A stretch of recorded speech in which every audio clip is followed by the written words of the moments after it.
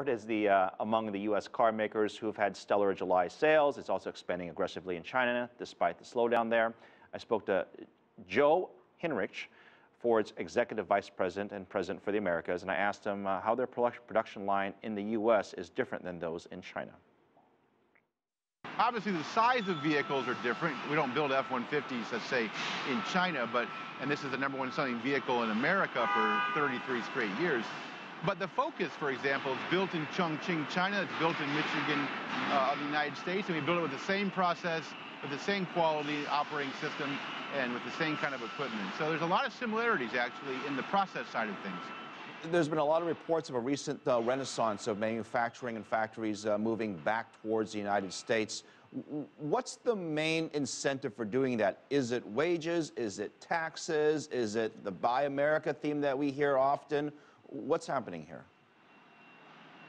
Well, we've seen with the wage agreements that we reached with the UAW, which made us much more competitive, we saw more work come into the United States. As a matter of fact, in the last 4 years alone, we've created over 15,000 jobs here in the U.S. And we use it now as an export base.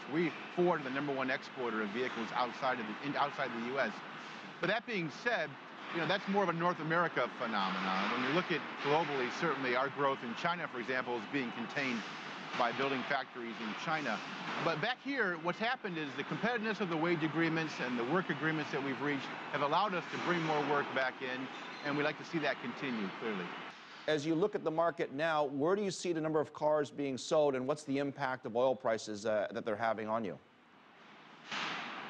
Yeah, you're right, Philip. I mean, if you look at it, we thought 5 years ago we wouldn't see 17 million sales in the U.S. again, and we're probably going to see that this year. So the market's come back very strong, and it's still the average age of a vehicle in the U.S. is over 11 years old, so it's still a lot of room for improvement, because if you go back 5 or 6 years ago, the average age was over 9 years old. So the vehicles are lasting longer, and people are holding on to them longer. Oil prices are interesting. They obviously lower the price of cost of oil for people who are buying gasoline for their vehicles, which puts more money in the pocket of the consumer, and they feel like they have a little more income.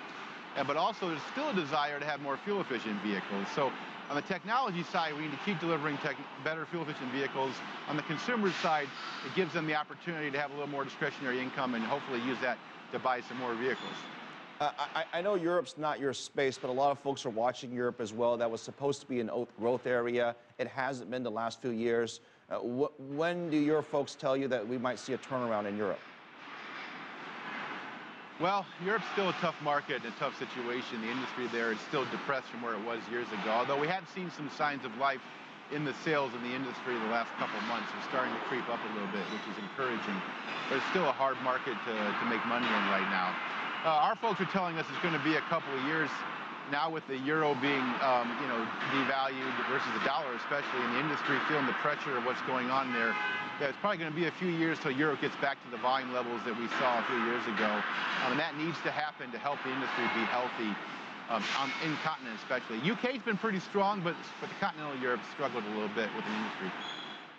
The White House and a number of organizations have made it a priority to have more fuel-efficient cars, and we've seen fuel efficiency drive significantly higher over the past decade or so. Again, with the oil prices where they are now, where's Ford going to focus their efforts over the next 3-4 years? Well, we're still going to be very focused on fuel economy. Again, consumers still tell us it's one of the reasons to buy a vehicle, one of the considerations they give on competitive vehicles. Fuel economy matters.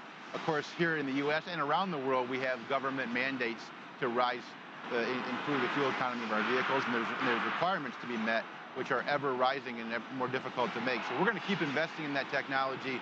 Just like in the F-150, aluminum outer body allowed us to take up to 700 pounds of weight out. It gave us better fuel efficiency and better efficiency overall of the vehicle, which is, for the consumer, it's a benefit in many ways, not just in the fuel economy, but also in how the vehicle drives and also what it can do as a tool, like it can haul more, it can tow more. So we're going to continue to work on all of that in all of our vehicles, because we know that's important, and we believe long-term oil prices are going to go up.